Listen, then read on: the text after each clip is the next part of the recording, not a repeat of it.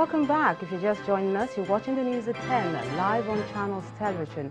A reminder of our top stories. 5 people killed and 2 others injured as suspected herdsmen invade Taraba community in Adokola local government area of the state. Acting Inspector General of Police Mohammed Adamu appears before Senate, briefs lawmakers on steps being taken to check rising cases of kidnapping and other security challenges in different parts of the country. President Buhari seeks support of the UN in addressing humanitarian crisis in the northeast as he meets with the President of the 73rd session of the UN General Assembly, Maria Garcés, in Abuja. An international outcry trails decision by Turkey to rerun Istanbul's mayor election, won by the opposition.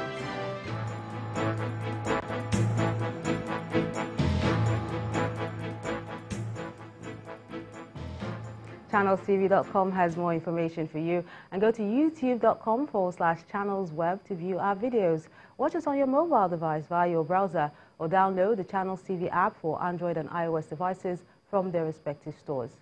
And besides giving you access to news updates on the go, the Channels TV and Channels 24 app has an eyewitness feature, so use it to share those pictures, videos, or news of happenings around you. Just install the app, then tap and swipe to reveal the menu and follow the instructions. Now let's get some more perspective on the visit of the UNGA president to the country. And we are now being joined live from our Abuja studios by Professor Osita Abu of the Department of International Relations and Diplomacy at Bayes University, Abuja. You're welcome to the News at 10. Good evening. Now tell us, Prof, of what significance do you think the visit of the UNGA president is to Nigeria? Thank you very much. At this point in time, I personally feel that it's quite significant because as far as some of us are concerned, who you may want to regard as outsiders watching Nigeria's foreign policy and Nigeria's exertions amongst the Committee of Nations, Nigeria's foreign policy has been in the doldrums for some time with very little happening.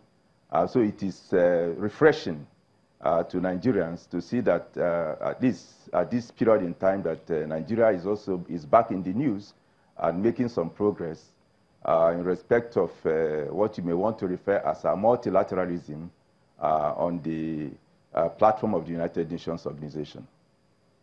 Prof, she made reference to the fact that the proposed reforms at the UN, specifically the expansion of the UN Security Council membership, may be a mirage after all. Now, what's your take on this? Well, as we all heard the President of the UN General Assembly, Her Excellency Garcés, as she said, some thought it would be a fairly easy thing once a resolution has been passed to that respect, but experience has shown that it is not that easy to get all countries on board on some of these issues. Experience shows that on the floor of the United Nations, it is often, and it has been the case, that it is easy for countries to agree on some of the common interests and common issues.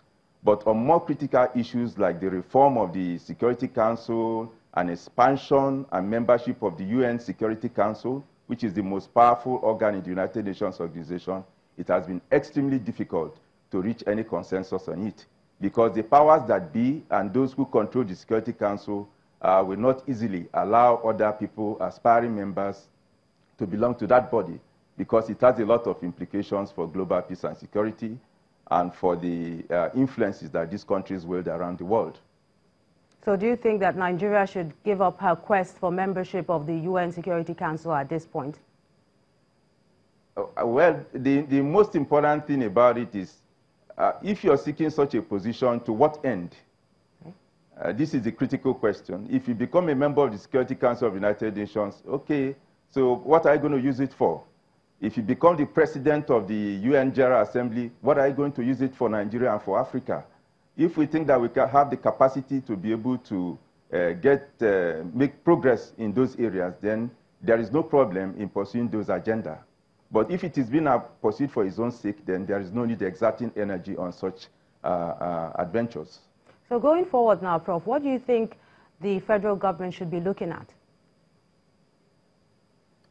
Well, for us, some of us who observe foreign policy, of course, you know that a country's foreign policy and her exertions in the international arena is a function of our domestic environment. So I'm not saying that everything must be perfect on the domestic scene, but certain things must be seen to be in place before you begin to demand and dissipate your energy in the international arena. So it is a case of being able to balance what happens on your domestic environment with what you want to achieve at the international system. And that is the view. These days and time, yes, we have a policy of good neighborliness. Yes, Africa has been the centerpiece of Nigeria's foreign policy. There is no problem with that. But we see that increasingly and in recent times, Nigeria has been losing much of our influence in West Africa, much of our influence in Africa, and indeed around the world. And so it's a time to reflect so that you see how you can be able to balance your exertions in terms of dissipating energy and resources in the international scene with what you're supposed to achieve for your people at home. Professor Osita Agwu, it was a pleasure having you speak with us on the News at 10. Thank you very much. A war of words is brewing between the Minister of Transportation, Mr. Chibuike Amechi, and the Governor of Rivers State, Nyesom Wike, despite the olive branch extended by the governor to all aggrieved politicians in the state recently. While appearing on Channels Television's flagship program, Sunrise Daily today, the Transport Minister says his grouse with the Rivers State Governor is his decision to seek re-election in spite of the rate of killing in the state. What is going on between Wike and I is the fact that he wants to run a second term. It's the fact that he ran a first term in which people were killed. Today he accuses the army and just one policeman. Are you not surprised that in this election he didn't accuse police? You're not surprised? He accuses the army because they refused to take bribe. And that election that INEC stopped the election from going on, nobody was killed. That's the first election in Rivers State that nobody was killed. The governorship election. Then INEC woke up one morning and said, oh no, we stopped this election, there's too much violence. Nobody was killed. When we recorded violence at the presidential election, there was no violence at the state election. Just because they stopped Wike from killing people, he's the governor of Rivers State. He doesn't need to go to kill people. But he has to protect lives. The moment you can't protect lives, you must take that responsibility. But the governor of Rivers State will not take any of those accusations lightly, as he insists that despite his call for peace in the state, the transport minister seems not ready to accept the white flag. He explains that his second coming as governor is the will of the by the will of the power of the people. The Minister of Transportation is not in my party. And so, it is my party that gave me ticket to go for a second tenure, which I deserve, having done well in my first tenure.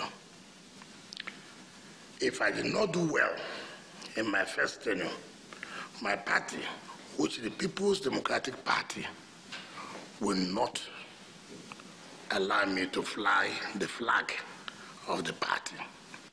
In his tenure, we can count how many people were kidnapped. Even the chairman of Rivers State Independent Electoral Commission, Professor Emibi, was kidnapped here. It's very obvious. It's very obvious. Look at the ratings about the state. I know you may not be happy about the ratings of the state. When I during our first tenure, Rivers State was rated as the best.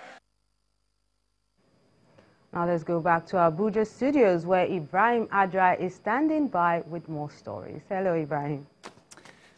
Hello, Melinda. Thank you for rejoining us. Now, the Not Too Young to Run movement has held its second edition of the Convergence, the largest gathering of young elected representatives in the national and state houses of assembly.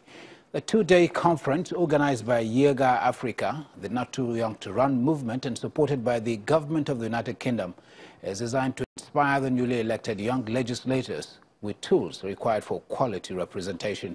Our correspondent, Kayla Megwa, was there. following the signing of the Not Too Young to Run bill on the 31st of May 2018, 84 people between the ages of 18 and 35 contested for seats in the state legislature and won, while 61 people under the age of 40 were victorious at the House of Representatives elections. The British High Commissioner says so far, UK aid has put in £795 million into the movement. And that commitment will continue if the movement stays the course. So you might have needed support to contest in 2019, that's fully understandable, but come the next election, you'll need to run on your own achievements, so think about the legacy you want to leave behind. And I want to encourage you to support each other, particularly the relatively smaller number of women amongst you. Nigeria will not move forward if the space for women's engagement isn't widened. In his keynote address, the Speaker of the House of Representatives explains why lawmakers in the 8th Assembly took the Not Too Young to Run bill seriously.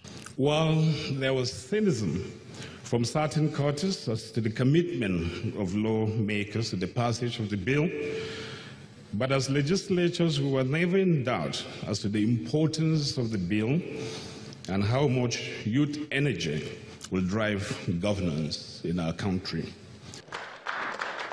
Executive Director Yaga Africa charged the newly elected leaders to hold the executive to account and give better quality legislation. The burden is actually on you, and that is why we celebrate you today.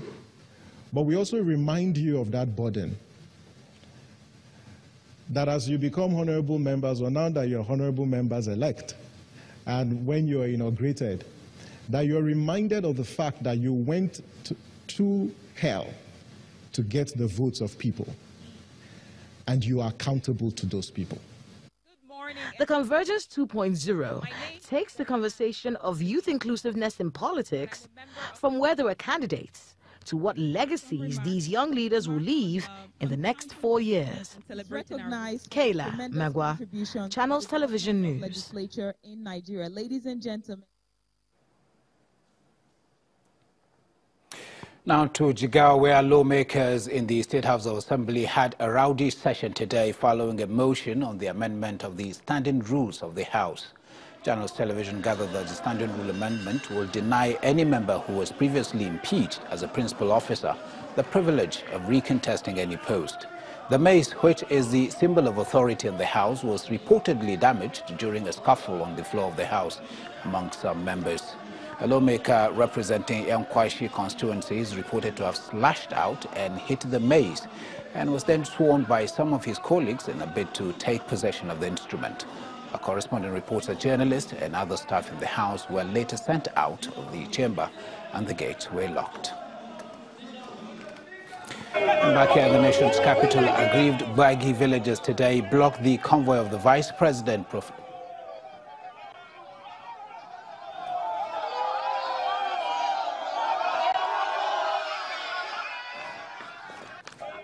And back here in the nation's capital, aggrieved Bagi villagers today blocked the convoy of the Vice President, Professor Yemi Osinbajo, along Umar Musa Yar'Adua Expressway in Abuja on his way to the airport. Residents of the village had set up a barricade on the spot, which is the major road connecting the airport to the city, to protest the alleged invasion of their land by the military. Efforts by the Vice President's security aides to appease the protesters failed, and Professor Osinbajo had to come down from his car and address them himself.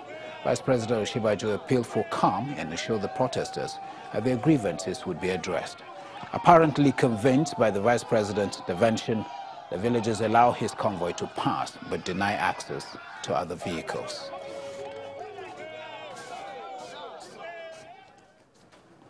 We take our second break now, but when the news at 10 returns, Securities and Exchange Commission approves telecoms giant MTN's application for the much-awaited listing of its shares on the Nigerian Stock Exchange. That's on Business News. Do stay with Channels Television.